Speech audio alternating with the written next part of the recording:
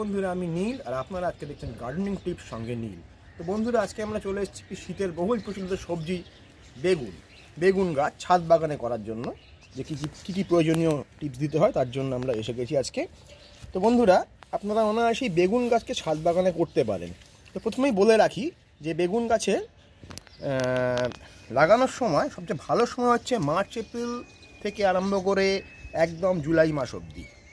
জুলাই তো তারপরে যে লাগানো যায় মানে তা নয়, কিন্তু ওই সময় লাগালে পরে যে গরমের প্রভাবটা পড়বে তাতে বেগুন গাছ কিন্তু খুব তাড়াতাড়ি বড় হবে।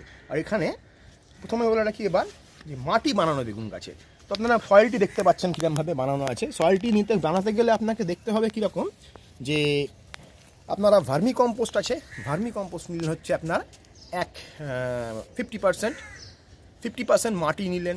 যাদের মাটিতে টাইট ভাব বেশি থাকবে তারা করবেন কি 40-40-20 করে দেবেন, সেটাকে 20 ভাগ বালি মিশিয়ে দেবেন, ঠিক আছে। দিয়ে মাটিটাকে একটু ওয়েল ড্রেনেজ রাখবেন। টবের ক্ষেত্রে মাটিতে হলে যে কোনো বেগুন গাছে হয়ে যেতে পারে মাটিতেই, কিন্তু টবের ক্ষেত্রে ওয়েল ড্রেনেজ রাখতে হবে। গোড়ায় জল জমলে পরে কিন্তু গাছের পাতায় ফাঙ্গাস টাইপের কিছু আসতে পারে।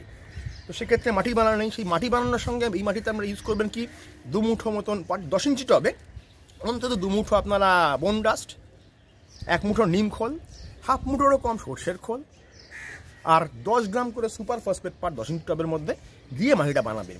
কেন বোনডাস বেশি দরকার হয়?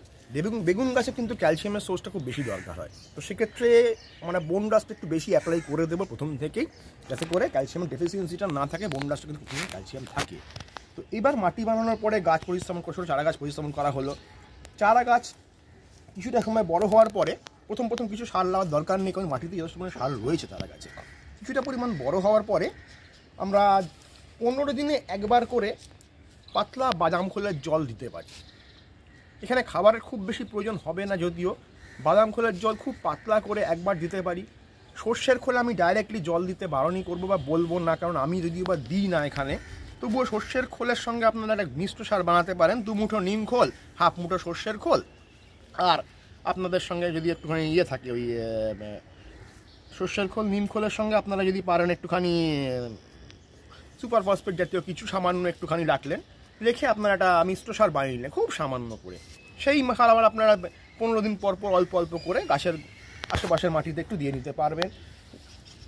এছাড়া আরেকটা ব্যাপার বলার আছে, যেটা হচ্ছে বেগুন গাছের ফুল সানলাইট রাখতে হবে গাছগুলোকে, পুরো কড়া রোদ্দুরে, যতক্ষণ ম্যাক্সিমাম রোদ পাওয়া যায়। যদি রোদ পুরো না পায় তাহলে পরে কিন্তু বাড়তে চেষ্টা করবে না বা বার বৃদ্ধি কমবে, ফুল ফল কম হবে গাছে। আর সেকেন্ডলি আরেকটা ব্যাপার যেটা আছে, এখানে জল নিয়ন্ত্রণ। জল দিতে হবে, প্রচুরই জল লাগে বেগুন গাছে সে কোনো সবজি গাছে, কিন্তু জল যেন টবের মাটির ক্ষেত্রে গোড়ায় যেন জমে না থাকে। এটা একটা মারাত্মক জিনিস দেখতে হতে পারে আমাদেরকে। আর সেকেন্ডলি আরেকটা ব্যাপার হলো এর রোগ পোকা কিন্তু প্রচণ্ড আকারের রোগ পোকা। সেক্ষেত্রে যারা বাড়িতে করছেন, অর্গানিকভাবে করার চেষ্টা করছেন, তারা নিম তেল 3 লিটার 3 ml বা 4 ml যেমন ডোজ আছে প্রতিদিন নিম তেলের থিকনেস অনুযায়ী, সেই ডোজে আপনারা প্রতি 5 দিন অন্তর গাছে ভালো করে স্প্রে করতে পারবেন। ওটা না করলে পরে ভীষণ পোকার আক্রমণ, রোগ পোকা মাকড়ের আক্রমণ হতে পারে। এই দেখুন গাছের পাতাগুলি একদম ফ্রেশ চকচক করছে, একদম সুন্দর ফ্রেশ চকচক করছে। তো এইরকম সুন্দর সতেজ পাতা এবং গাছ চাইতে গেলে আপনাকে কীটনাশকের ব্যবহার করতেই হবে। আর যারা যদি মনে করুন নিম তেল বন্দোবস্ত করতে পারেননি বা করতে পারছেন না, তারা গাছে ইমিডাক্লোপিড গ্রুপের কোনো ওষুধ প্রতি 7 দিন বা 8 দিন অন্তর 10 দিন অন্তর স্প্রে করতেই থাকবেন আপনারা। এখানে শীতকালের দিকে বা কুয়াশাচ্ছন্ন সময় মাকড়ের উৎপাত প্রচণ্ড হবে, কোনো মাকড়নাশক ভালো কিছু একবার পায়ের তলার দিকে দিতে হতে পারে। সাদা মাছির প্রচণ্ড উৎপাত হতে পারে এতে, তখন কনফিডের টাইপের কিছু একখানা বা ওই জাতীয় কিছু ওষুধ আপনার নিতে পড়তে পারে। আর আরেকটা বেগুনের ফল ছিদ্রকারী বা কাণ্ড ছিদ্রকারী পোকা। ইভেন বেগুনের গাছের কাণ্ডে এরম জায়গাতে এরম কাণ্ডর মধ্যে থেকে ফুটো হয়ে যাবে, ফলের মধ্যে ফুটো হয়ে যাবে, এই ফল ফুটো হয়ে যাবে, কাণ্ডে থেকে ফুটো হয়ে পাতা নষ্ট পচে যাবে, এই ধরনের কিছু পোকার উৎপাদ অবশ্যই খুব ভালোভাবে হতে পারে। তো সেক্ষেত্রে ফিপ্রোনিল গ্রুপের কোনো ওষুধ আপনারা 1 ml 1 লিটার ডোজে সন্ধ্যেবেলা স্প্রে করে দিতে পারলে এই সমস্যা থেকে মুক্তি পাবেন। এছাড়া কোনো সময় যদি জল বেশি হয়ে যাচ্ছে গাছে, তো পাতার আগায় কি মাঝে মাঝে একটুখানি কী হবে, একটু এই ধরনের এরম ধরনের দেখুন কয়েকটা হচ্ছে, যেমন এই ধরনের একটুখানি এরম ধরনের দাগ চলে আসবে, ঠিক আছে, পাতার ইয়েতে। তো সেক্ষেত্রে আপনারা কি করবেন, কপার অক্সিক্লোরাইড, ব্লাইটক্স বা ব্লু কপার এই জাতীয় কোনো ফাঙ্গিসাইড 2 গ্রাম 1 ml জলে গুলে সেই জল গাছের গোড়াতে ভোরবেলার দিকে দিয়ে দেবেন, তাহলে পরে সমস্ত থেকে মুক্তি পাবেন। অথবা কোনো ফাঙ্গিসাইড যেমন হেক্সাকোনাজল গ্রুপের স্প্রে করতে পারেন গাছে। এগুলো সবই আমি রোগ ব্যাধির ব্যাপারে বলতে চেষ্টা করলাম। সেকেন্ডলি আরেকটা ব্যাপার হলো ক্যালসিয়াম ডেফিসিয়েন্সি গাছে প্রচণ্ড হতে পারে। যারা আপনারা গাছ বসিয়ে ফেলেছেন অলরেডি, তারা ক্যালসিয়াম অত বোনডাস দেননি, অত পরিমাণে হয়তো সীমিত দিয়েছেন। ক্যালসিয়াম ডেফিসিয়েন্সি হওয়ার জন্য কী হবে বুঝতে হবে, কীরকম ওপরের দিকের পাতা একটু গোলটে গোলটে ছোটো ছোটো হয়ে আসবে, পাতাগুলো একটু অসামঞ্জস্যপূর্ণ হয়ে উঠবে, কিন্তু পোকার আক্রমণ নেই। প্রথমে দেখে নেবেন পোকা হচ্ছে কিনা। যদি পোকা রোগ পোকা থাকে, পাতা কিন্তু ছোটো ছোটো হয়ে আসছে, গোল হয়ে আসছে, কুকুরে আসছে, তখন আমরা কী করবেন, এখানে ক্যালসিয়ামের তখন বোনডাস তখন দিলে চলবে না। তো বোনডাস দিলে পরে বোনডাস সেই 15 দিন 20 দিনে পরে অ্যাডাল্ট হয়ে ওটা হবে, ডিকম্পোজ হয়ে খাওয়ার উপযোগী হবে।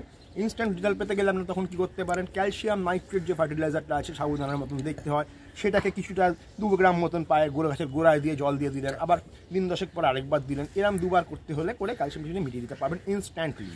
ঠিক আছে, এছাড়া এই গাছে আর কোনো রকম বিশেষ কোনো কেয়ার লাগে না।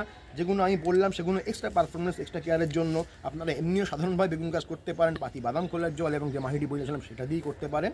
এবং বেগুন যখন ধরবে গাছে, তখন কিন্তু ওয়াটার রিকোয়ারমেন্ট অনেক বেড়ে যাবে গাছের। যখন জল কিন্তু হু হু করে শুকিয়ে যাবে, গাছে যখন ফল ধরবে ফুল আসার পরে, তখন কিন্তু হু হু করে ওয়াটার রিকোয়ারমেন্ট বাড়বে, খুব জোর খাবার টানবে গাছ। তখন মাটিতে দিনে 2 বারও জল দিতে হতে পারে। মাটি বুঝে জল দেবেন, মাটি শুকোবে তবেই জল দেবেন, আদারওয়াইজ এক্সট্রা জল রাখবেন না। আর বেগুন গাছকে নাইট্রোজেনের সোর্স প্রচণ্ড দরকার হয় এই গাছে, সবজি গাছে, কেননা হু হু করে গাছ বাড়তে চায়, ফুল ফল করতে চায়। তো সেক্ষেত্রে আপনারা বাদাম খোলের জলটি পাতলা করে 100 গ্রাম বাদাম খোলে 1 লিটার জলে ভিজিয়ে, তার 1 ঘন্টা মতন ভিজিয়ে তার যদি অ্যাপ্লাই করতে পারেন, তাহলে অত্যন্ত ভালো হয়। যারা রাসায়নিক করতে চান তারা কী করবেন, এনপিকে 15-15-15 দানা গ্র্যানুয়েলস সুফল নামে পরিচিত, সেটিকে একটুখানি হালকা করে গোড়ায় একটুখানি ঝরিয়ে দিতে পারেন।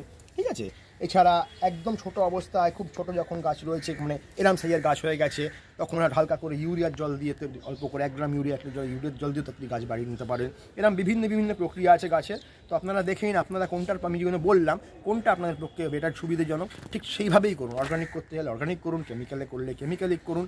সেইভাবে করে আপনারা বেগুন গাছটাকে সম্পূর্ণ বড় করে তুলুন। গাছে অবশ্যই খুঁটি দিয়ে বেঁধে দেবেন গাছ, প্রতিটি গাছ খুঁটি দিয়ে বাঁধা। দেখুন গাছের কাণ্ড নরম, বেগুন ধরলে পরে তখন কিন্তু আরও ভারী হয়ে সে ডালপালা হয়ে যেতে পারে। গাছের সিকিউরিটি কমে গেলে গাছ কিন্তু পুরো মাত্রায় পারফরমেন্স দেবে না, হয়তো বড় হবে না, বা ফল কম ধরবে। গাছ নড়াচড়া করলে গাছের বৃদ্ধি বা গ্রোথ রুখে যাবে। সে কারণে প্রতিটি গাছকে এরকম খুঁটি দিয়ে অবলম্বন দিয়ে দিতে হবে, যাতে করে গাছগুলো ফিক্সড থাকতে পারে, স্টেবল থাকতে পারে। তাহলে পরে কিন্তু পারফরমেন্স অত্যন্ত ভালো পাবেন, সুন্দর সতেজিয়ে। যেহেতু এবার আমাদের ওই মার্চ এপ্রিল মে জুন ওই মাসটাতে লকডাউন পড়ে গেছিলো, আমরা কেউ বাড়ি থেকে বেরোতে পারিনি, সেই জন্য বেগুন গাছ লাগাতে অনেক দেরি হয়ে গেছে আমাদের। তার জন্য কোনো অসুবিধা নেই, আপনারা এখনও বেগুন গাছ লাগাতে পারেন না। অক্টোবর নভেম্বর এই সময়টা তো বেগুন গাছ লাগানো যেতে পারে। ক্ষেত্রে গাছটা অত বাড়বৃদ্ধি এরকম বিশাল হবে না, যেটা আমাদের ক্ষেত্রে হয়েছে। আমরা বেরোতে পারিনি ওই সময়, চারা জোগাড় করতে পারিনি, সংগ্রহ করতে পারিনি বীজ। তো এখনও লাগালে হয়তো গাছটা অত বাড়বৃদ্ধি হবে না, কিন্তু বাড়বৃদ্ধি মোটামুটি ভালোই হবে, ফলন ভালোই পাবেন। আর ফল হতেই গাছ বাড়বে, সারা বছর থাকবে, অসুবিধার কিচ্ছু নেই। যে কোনো সময় বেগুন গাছ লাগিয়ে আপনারা বাড়িতে করতে পারেন বন্ধুরা। তো আজকের জন্য এইটুকুনি। পরবর্তী এপিসোডে আবার কোনো অধ্যায়ে দেখা হবে। যদি ভিডিওটি ভালো লাগে তো লাইক, কমেন্ট করবেন, শেয়ার করবেন, চ্যানেলটি সাবস্ক্রাইব করতে কখনোই ভুলবেন না। নমস্কার।